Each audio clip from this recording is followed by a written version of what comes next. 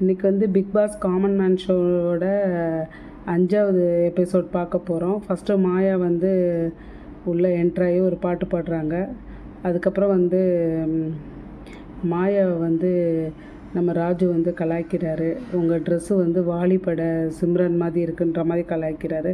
அதுக்கப்புறம் ராஜு சொல்கிறாரு, நீங்கள் தான் எப்போ பார்த்தாலும் கண்டன்சன்கிட்ட வந்து மிரட்டி நிறைய நேரம் பேசுகிறீங்க. நான் வந்து நீங்கள் வந்து என்னோடய இடத்துல உட்காருங்க, நான் வந்து அங்கே ஆங்கர் பண்ணுறேன்ற மாதிரி இறங்கி போகிறாரு. ஆனால் இது ஆங்கர் பண்ணுறது வந்து நல்லா தான் இருக்குது. அவர் பண்ணுறது ஒரு கம்ஃபர்ட் கொடுக்குறாரு.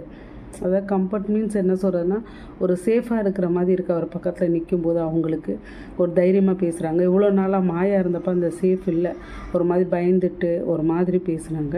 இன்றைக்கி உண்மையிலே ஷோ நல்லா தாங்க இருந்தது. நல்லா ராஜு வந்து எப்படி ஒரு ஆங்கர் எப்படி இருக்கணுன்றது வந்து ராஜுக்கு நல்லா தெரிஞ்சிருக்கு. ஜட்ஜாக இருந்தப்போ கூட அவருக்கு அவ்வளோ இது இல்லை. உண்மையிலே இன்றைக்கி நல்லா இருந்துச்சு ஷோ. எல்லோரும் பாருங்கள்.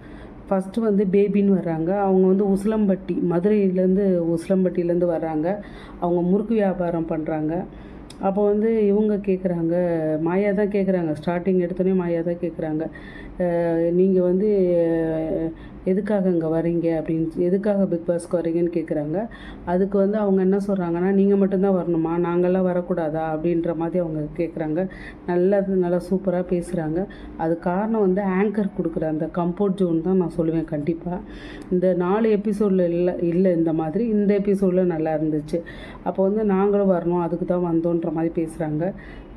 நீங்கள் வந்து எதுக்காக பிக் பாஸ்குள்ளே போகணுன்னு நினைக்கிறீங்க? அர்ஜுன் ஆரி ப்ரோ கேட்குறாரு. சண்டை வந்தாலும் விட மாட்டேன், நல்லா குக்கிங் பண்ணுவேன், எனக்கு பிடிச்சதெல்லாம் நல்லா செஞ்சு கொடுப்பேன்ற மாதிரி அவங்க சொல்கிறாங்க. ஆனால் என்னை பற்றி பின்னாடி பேசினா எனக்கு பிடிக்காது, புறம் பேசுகிறது எனக்கு பிடிக்காது அப்படிங்கிறாங்க. அப்போ சூழ்நிலைக்கு தகுந்த மாதிரி நடந்துக்குவேங்கிறாங்க. அதுக்கு வந்து நம்ம மாயாக்கா எப்பையும் போல், பச்சவந்தியா நீங்கள் அப்படின்னு, பச்சவந்தி மாதிரி தானே நீங்கள் அப்படின்னு.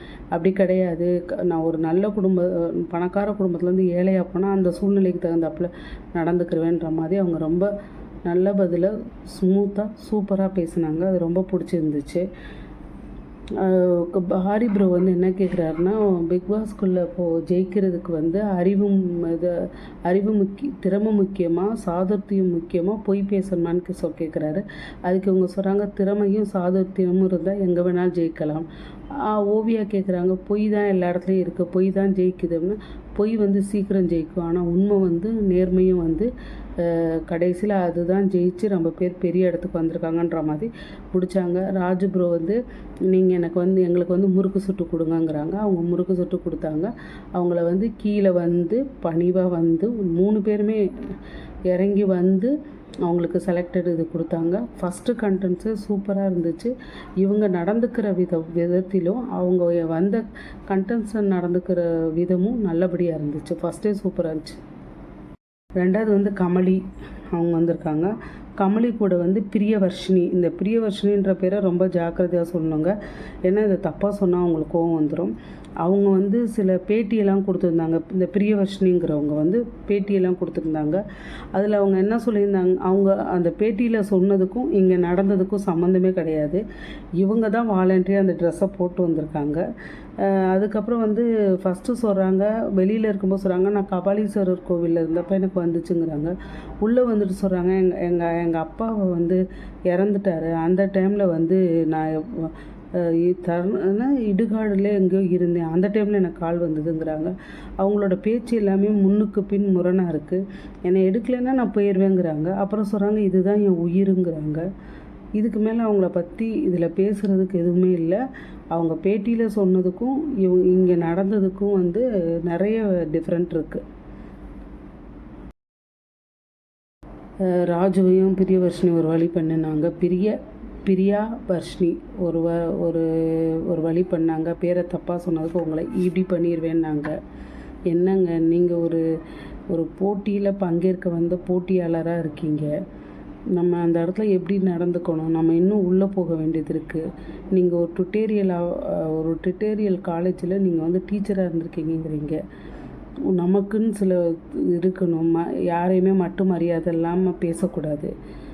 நம்மளுக்கு அவங்க பிடிக்குதோ பிடிக்கலையோ அவங்க நமக்கு மேலே ஒரு நடுவராக இருக்காங்க. அதனால் வந்து அவங்க நம்மக்கிட்ட அந்த மாதிரி பேசலை. நம்ம வந்து ஒரு இதாக பேசுகிறோம், தெரிஞ்சு பேசுகிறோம்.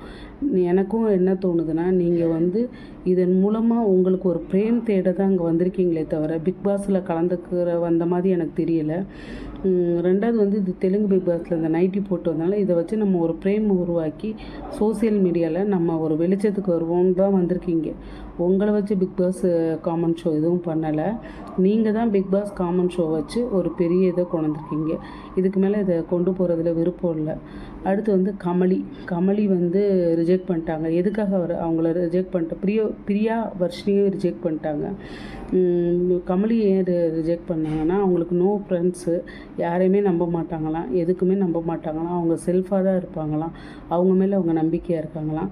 இங்கே பிக் பாஸுக்கு வந்து இவங்க ஃப்ரெண்டை பிடிச்சி அதுக்கப்புறம் ஃப்ரெண்ட்ஷிப்பை மெயின்டைன் பண்ணுவாங்கன்ற மாதிரி அவங்க பேசுகிறதுக்கும் அவங்களோட இதுக்கும் சம்மந்தமே இல்லாமல் இருந்துச்சு. அதே மாதிரி ஓவியாவும் எல்லாம் சேர்ந்து ரிஜெக்ட் பண்ணிட்டாங்க. அடுத்து வந்தது வந்து ராஜேஷ் வந்து நம்ம ஊருக்காரு.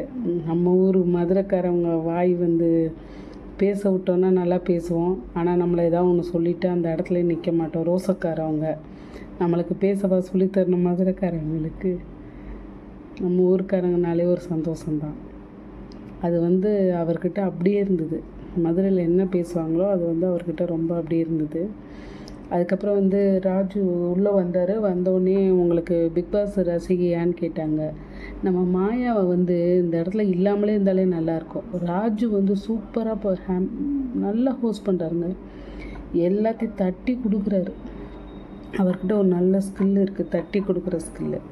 சரி, இப்போ மேட்டுக்கு வருவோம். நம்ம வந்து அவர் என்ன சொல்கிறது, ராஜேஷை வந்து நீங்கள் வந்து பிக் பாஸோட ஃபேனான்னு கேட்குறாங்க. ஆமாம்னு.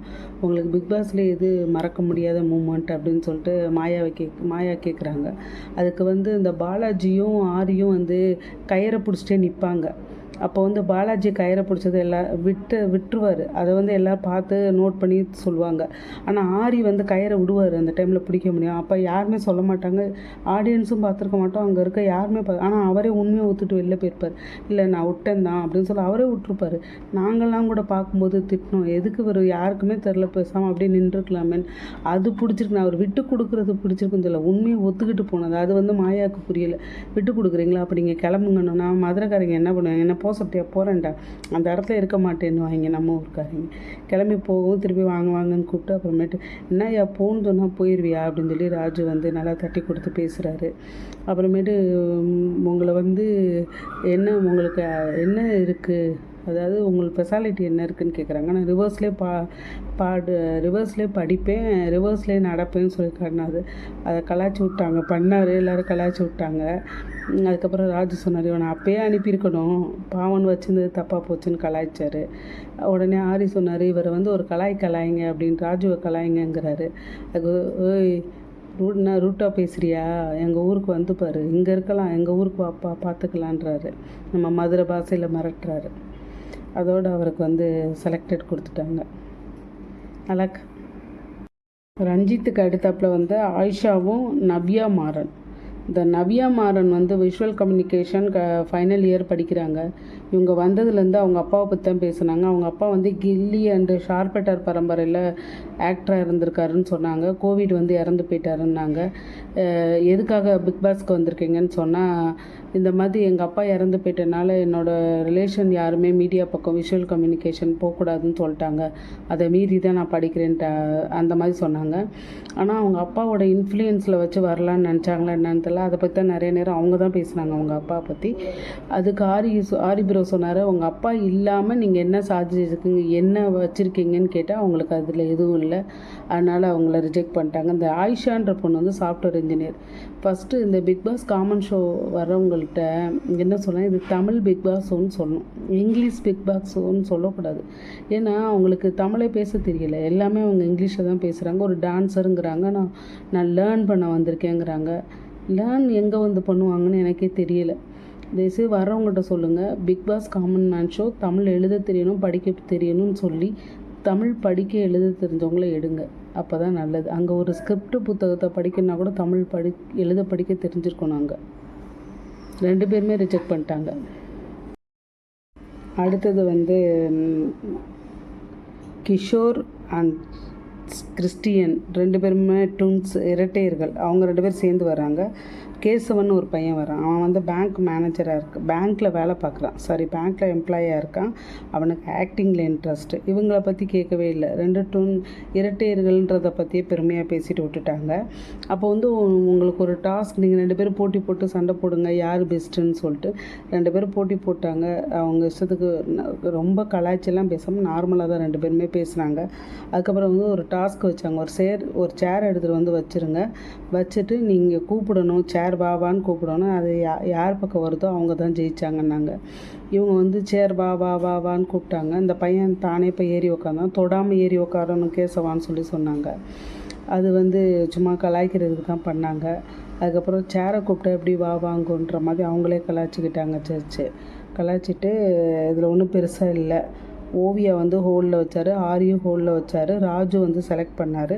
கடைசியில் இவங்க 3 பேருமே ஹோலில் இருக்கதா சொல்லி அனுப்பிட்டாங்க. இது கொஞ்சம் காமெடி பண்ணார். கேசவன்றவர் வந்து அந்த சேரை வச்சு கொஞ்சம் காமெடி பண்ணார். கொஞ்சம் காமெடியாகவே நல்லபடியாக பேசினார். ராஜுக்கு வந்து எனக்கு தெரிஞ்சு ஜட்ஜாக இருக்கிற விட ஒரு ஆங்கராக அங்கே நின்னார்னா வர்ற போட்டியாளர்கள் வந்து ரொம்ப சந்தோஷப்படுவாங்க, ரொம்ப தைரியமாக இருப்பாங்க. இந்த ஷோவை பொறுத்த வரைக்கும் நல்லா இருந்தது. லெஸ்லின்னு ஒருத்தரும் ஆயிஷான்னு ஒருத்தர் 2 பேர் சேர்ந்தாப்புல வந்திருக்காங்க. ராஜு என்ன சொல்கிறாருன்னா, அவங்கள கூட்டிகிட்டு வரக்கு முன்னாடி வர்றவங்களாம் சரியில்லை, நானே போய் அந்த கூட்டத்தில் கையோடு கூப்பிட்டு வரேன் அப்படின்ற மாதிரி கூப்பிட்டு வந்தார். லெஸ்லி வந்து என்ன சொல்கிறாருன்னா, ஸ்டார்டிங்கே வந்து நல்ல ஒரு பஞ்சு சொல்கிறாரு. ஸ்கூலில் அட்டண்டன்ஸ் கம்மி, ஆனால் மிஸ்ஸுக்கு என்ன தான் ரொம்ப பிடிக்கும். காலேஜில் கிளாஸை கட்டடிப்போம், ஃப்ரெண்ட்ஸ் அதிகம். ஃபோட்டோ நல்லா இருந்தால் வந்து மாடலிங் போகலாம். மக்கள் மனசில் பிடிக்குன்னா பர்சனாலிட்டி வேணுன்ற மாதிரி நல்லா ஒரு பஞ்ச் சொல்கிறாரு. அவர் மேனுஃபேக்சரிங் கம்பெனியில் ஒர்க் பண்ணுறதா அவர் சொன்னார். அடுத்து வந்தவங்க ஆயிஷா. அவங்க வந்து குண்டாக இருக்கிறாங்க. அவங்கள பற்றி பாடி ஷேமிங் பண்ணுறாங்க. எங்கே போனாலும் அவங்க பேக்ரவுண்டை பார்த்துட்டு எங்கே போனாலுமே நீங்கள் வந்து குண்டாக இருக்கீங்க, நீங்கள் வந்து ஆர்ஜேக்கு கூட போனாங்களா, நீங்கள் ஆர்ஜேவாக இருக்க வேணாம், நீங்கள் ஒரு பேக்கெண்டில் வேலை பார்த்துட்டு அதுக்கப்புறம் ஆர்ஜேவாக மாறுங்கன்ற மாதிரி சொல்கிறாங்க. அவங்க வீட்லேயே அவங்கள பற்றி சொல்கிறாங்க, நீ இப்படி குண்டாக இருந்தால் எப்படி உனக்கு கல்யாணம் பண்ணி வைக்கிறது, பாடி ஷேமிங் எங்கே போனாலும் பாடி ஷேமிங் நடந்துட்டு இருக்கதா சொல்கிறாங்க. சேம் கண்டென்ட்டு, எப்படி நீங்கள் 2 பேரும் அடிச்சுக்கோங்க, யார் இதில் ஜெயிப்பீங்களோ, யார் பிக் பாஸ்க்கு வரணுமோ அதை சொல்லுங்கன்ற மாதிரி சொல்கிறாங்க. அதே மாதிரி தான் முன்னாடி நடந்தது தான், அடிச்சுக்கிறாங்க. அதை பார்த்துட்டு இவங்க 2 பேருக்கு ஜட்ஜஸ் என்ன சொல்கிறாங்கன்னா, நாட் இன்ட்ரெஸ்டட் அப்படின்னு சொல்கிறாங்க. அப்போது கேட்குறாங்க, மாயா கேட்குறாங்க, பேக்ரவுண்டை பார்த்து பிக் பாஸுக்கு வரணுமா இல்லை அவங்க திறமையை பார்த்து வரணுமானா, ஆக்சுவலி அது எல்லாத்துக்குமே தெரியும், திறமையை பார்த்தா தான் கொடுப்பாங்கன்னு சொல்லிட்டு 3 பேர் இறங்கி வந்து அவங்களுக்கு ஆயிஷாவுக்கு வந்து இது செலக்டட் கொடுக்குறாங்க. லெஸ்லிக்கு வந்து ரிஜெக்ட் பண்ணிடுறாங்க. மொத்தம் வந்து 3 பேர் செலக்ட் பண்ணுறாங்க. 2 பேரை வந்து வெயிட்டிங் லிஸ்ட்டில் வச்சுருக்காங்க. 5 பேரை ரிஜெக்ட் பண்ணுறாங்க. இந்த வட்டம் வந்து டைரக்ட் பண்ண Bigg Boss common show episode 5th வந்து இயக்குனர் டைரக்டர் எல்லாம் சூப்பராக பண்ணியிருக்காரு. ஏதோ எனக்கு தெரிஞ்சு டைரக்டர் மாதிரி இருக்காருன்னு நினைக்கிறேன். அதான் இது நல்லா கொஞ்சம் பார்க்குற மாதிரி ரொம்ப இன்ட்ரெஸ்டிங்காக இருந்தது. பாய், அடுத்த எபிசோடில் பார்க்கலாம்.